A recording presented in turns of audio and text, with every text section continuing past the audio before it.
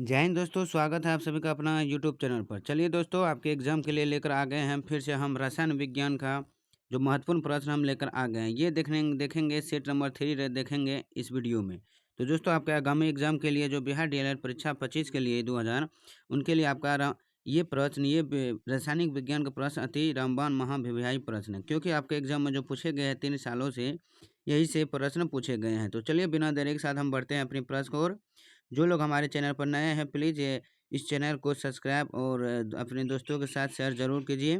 Video अच्छे लगते हैं तो ज़रूर लाइक कीजिएगा। इसका पीडीएफ हम अपने टेलीग्राम पर देते हैं, जो फ्री में आप पीडीएफ प्राप्त कीजिए ए टू जेड। इससे पहले जो लोग नए नए आए हैं, जो लोग नहीं देखे हैं वीडियो, प्राइवेट सीएच का प्रश्न वो भी प्ले लिस्ट बना गया है, बायोलॉजी का भी बना गया है और फिजिक्स का भी बना हुआ है प्ले लिस्ट, जा करके देख सकते हैं। आपके एग्जाम के लिए ए टू जेड क्लास का वीडियो प्राइवेट शेयर्स का भी लेकर आ गए हैं, जो कराते हैं। और इसका मॉक टेस्ट जो है वो आपका 1 तारीख से स्टार्ट होंगे, जो लास्ट फाइनल मॉक टेस्ट होंगे। तो चलिए हम बढ़ते हैं अपनी प्रश्न की ओर। तो जहाँ से प्रश्न आपका छूटा हुआ है वहाँ से लेते हैं। आपके जो बचा हुआ है 200 प्रश्न में से वही प्रश्न हम लेते हैं। जैसे यहाँ दिया गया है, चलिए जैसे दिया गया है प्रश्न है कि अम्ल तथा क्षार के संयोग से लवण तथा जल का निर्माण कहलाता है। अम्ल क्षार के संयोग से लवण तथा जल का निर्माण कहलाता है, तो उदासीनीकरण अभिक्रिया कहते हैं। उदासीनी अभिकरण अभिक्रिया कहलाते हैं। अगली प्रश्न है कि दहन अभिक्रिया की प्रकृति होती है। दहन अभिक्रिया की प्रकृति होती है ऊष्माक्षेपी अभिक्रिया का प्रकृति होती है। अगली है कि आयरन में जंग लगना ये किसके कारण? तो एक रासायनिक अभिक्रिया है। आयरन में जो जंग लगता है वो एक रासायनिक अभिक्रिया कहलाते हैं। अगली प्रश्न कि किण्वन एक है, तो किण्वन एक क्या है? रासायनिक परिवर्तन है। किण्वन एक क्या है? रासायनिक परिवर्तन है। अगली प्रश्न, सभी धातुओं की ऑक्सीकरण संख्या होती है। सभी धातुओं की ऑक्सीकरण संख्या होती है, तो घनात्मक होती है। क्या होती है? घनात्मक होते हैं। अगली प्रश्न कि सभी धातुओं को ऑक्सीकरण संख्या होती है। यहाँ धातुओं था तो घनात्मक होती है और अधातुओं को ऑक्सीकरण संख्या ऋणात्मक होते हैं। अगली प्रश्न, सर्वप्रथम आवर्त सारणी की खोज की थी। सर्वप्रथम आवर्त सारणी की खोज किसने की? तो मेंडलीफ ने की थी। किसने? मेंडलीफ ने आवर्त सारणी की खोज की थी। अगली प्रश्न को बढ़ते हैं कि मेंडलीफ को आवर्त नियम के अनुसार तो तत्वों के भौतिक एवं रासायनिक गुणधर्म उनके परमाणु भारों के आवर्ती फलन होते हैं। अगली प्रश्न कि तत्वों को आधुनिक आवर्त सारणी बनाने का शौर्य प्राप्त है। तत्वों के आधुनिक आवर्त सारणी बनाने के शौर्य प्राप्त है किसको? मोसले को। किसको? मोसले को प्राप्त है। अगले प्रश्न को बढ़ते हैं, तत्वों के गुणधर्म उनके परमाणु संख्या के आवर्ती फलन होते हैं। यह नियम आधुनिक आवर्त नियम कहलाते हैं। अगली प्रश्न को बढ़ते हैं कि आधुनिक आवर्त सारणी में 7 सेक्षित पंक्तियों होती है, जिन्हें कहते हैं, तो क्या कहते हैं? अर्वत कहते हैं। अगली प्रश्न, तो प्रथम एवं द्वितीय समूह के तत्वों को कहते हैं एस ब्लॉक। प्रथम एवं द्वितीय समूह को हम क्या कहते हैं? एस ब्लॉक कहते हैं। ये आपका परिवार सीएस में पूछा हुआ प्रश्न है। अगली है कि समूह 3 से 12 तक के तत्वों को कहते हैं। समूह 3 से 12 तक के तत्वों को डी ब्लॉक तत्व कहते हैं। समूह 3 से 12 तक के तत्वों को हम डी ब्लॉक कहते हैं। अगली है कि समूह 13 से 18 तक के तत्वों को कहते हैं। समूह 13 से 18 तक के तत्वों को कहते हैं पी ब्लॉक तत्व कहते हैं। अगली प्रश्न कि किसी आवर्त में बाएं से दाएं जाने पर तत्वों के परमाणुओं का आकार होता है, तो वो क्या होता है? बढ़ता है। क्या? बढ़ता है। अगली, किसी आवर्त में बाएं से दाएं जाने पर तत्वों का धात्विक गुण क्या हो जाता है? घट जाता है। तत्वों का परमाणु आकार बढ़ जाता है और धात्विक गुण घट जाता है। अगले प्रश्न को और बढ़ते हैं कि किस नारंगी और नींबू में पाए जाने वाला अम्ल है।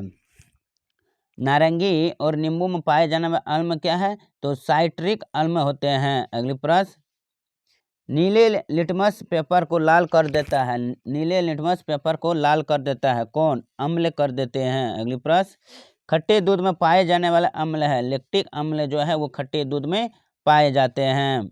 लैक्टिक अम्ल। अगली है कि इमली में पाया जाने वाला अम्ल है, इमली में जो पाए जाने वाला अम्ल है वो है टार्टेरिक अम्ल पाए जाते हैं किसमें, इमली में। अगली है सोना और चांदी के शुद्धिकरण में प्रयुक्त अम्ल है, तो नाइट्रिक अम्ल होते हैं। सोना और चांदी के शुद्धिकरण में प्रयुक्त अम्ल होते हैं नाइट्रिक अम्ल। अगली है कि पेट्रोलियम के शोधन में जिस अम्ल का प्रयोग होता है वो है सल्फ्यूरिक अम्ल। कौन होता है, सल्फ्यूरिक अम्ल। अगली प्रश्न कि सल्फ्यूरिक अम्ल का प्राकृतिक स्रोत है, तो हरा कसीन। सल्फ्यूरिक अम्ल का प्राकृतिक स्रोत हरा कसीम। अगली है कि उर्वरक बनाने में एवं फोटोग्राफी में प्रयुक्त अम्ल है, उर्वरक बनाने में एवं फोटोग्राफी में प्रयुक्त अम्ल है नाइट्रिक अम्ल होते हैं।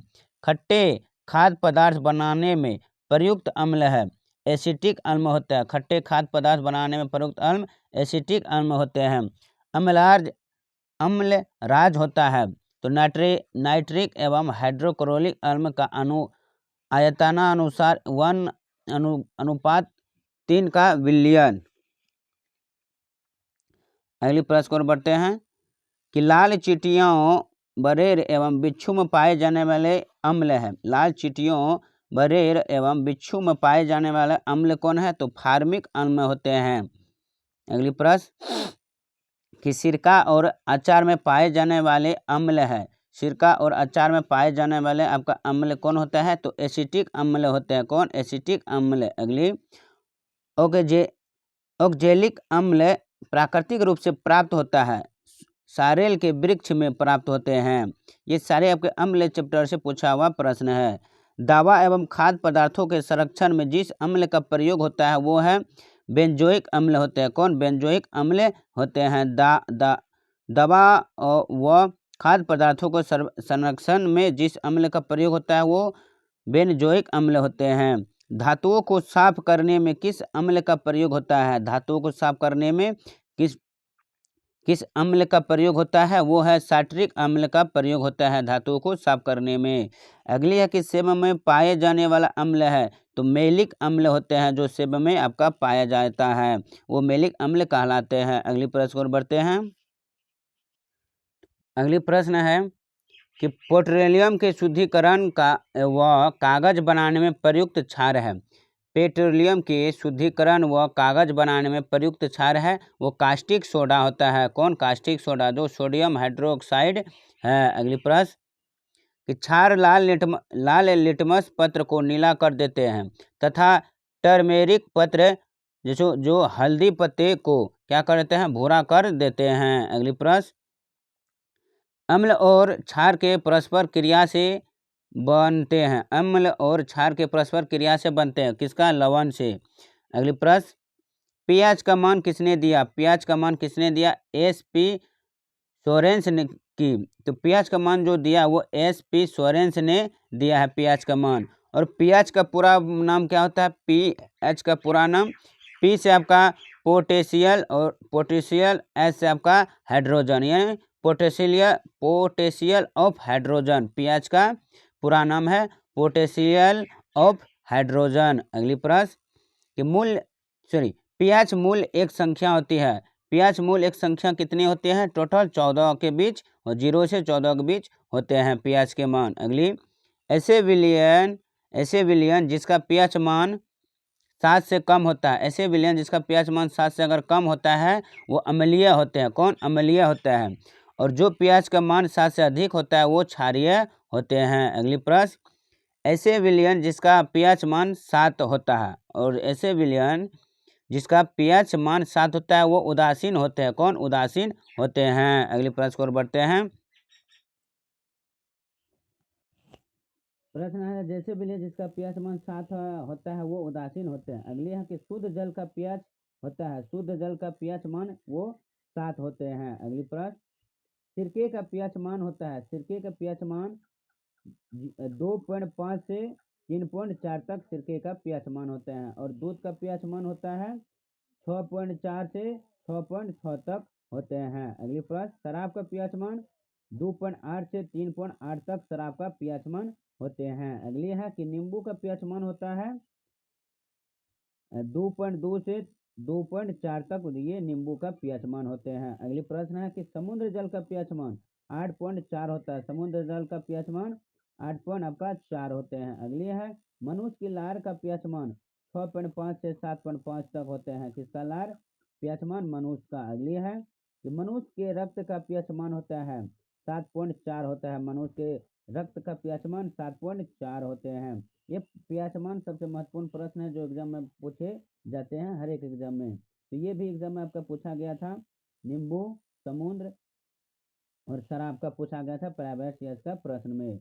अगली प्रश्न, मनुष्य के मूत्र का pH मान होते हैं तो 4.8 से 8.4 तक होते हैं मनुष्य के मूत्र का pH मान। अगली है कि रेडियो धर्मी तत्वों के नाभिक होते हैं अस्थायी होते हैं। रेडियो धर्मी तत्वों के नाभिक होते हैं अस्थायी। अगली है रेडियो सक्रियता है एक नाभिकीय प्रक्रिया। रेडियो सक्रियता क्या है? एक नाभिकीय प्रक्रिया है। अगली है कि रेडियो सक्रियता की खोज का शहर प्राप्त है हेरेनी बेकुरल को।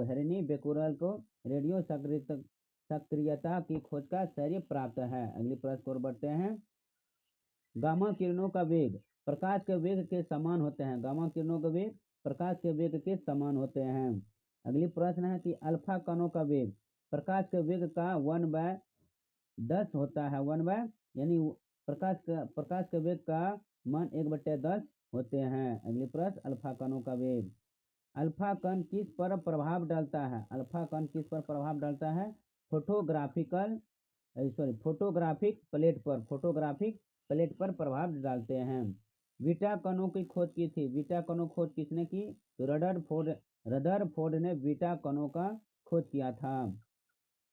अगली प्रश्न कि बीटा कणों का वेग होता है तो प्रकाश के वेग के बराबर होता है। बीटा कणों का वेग प्रकाश के वेग के बराबर होते हैं। अगली प्रश्न को बढ़ते हैं कि बीटा कण का भार होता है हाइड्रोजन के एक परमाणु का 1/1837वां भाग होते हैं। किसका? बीटा कणों का भार हाइड्रोजन के परमाणु का 1/1837वां भाग होते हैं। अगली प्रश्न कि बीटा कणों का वेग बढ़ने पर द्रव्यमान बढ़ता है। बीटा कणों का वेग बढ़ने पर द्रव्यमान क्या होता है? बढ़ जाता है। अगली प्रश्न को और बढ़ते हैं कि बीटा कणों की भेदन क्षमता अल्फा कणों की अपेक्षा होती है कितना? 100 गुनी अधिक होती है। 100 गुनी अधिक होती है। चलिए दोस्तों आज के लिए बस इतना ही। ये पार्ट 3 में हम आपका 50 प्रश्न करवाए हैं। 1, 2 और 3 सब में 50-50 करवाए हैं। अभी आपका टोटल प्रश्न बन गया है 150। तो चलिए आप मिलते हैं अगले पार्ट 4 के साथ। आपका ये रसायन विज्ञान का टोटल 200 प्रश्न बनते हैं जो करवाएंगे। तो चलिए आज के लिए इतना ही। उम्मीद है आपको ये सारे प्रश्न अच्छे समझ में आ गए हैं। तो जरूर वीडियो को लाइक कीजिएगा। इसका पीडीएफ हम अपने टेलीग्राम पर देते हैं जिसका लिंक दिया गया है। चलिए फिर मिलता हूँ नेक्स्ट पार्ट के साथ। तब तक के लिए जय हिंद, धन्यवाद।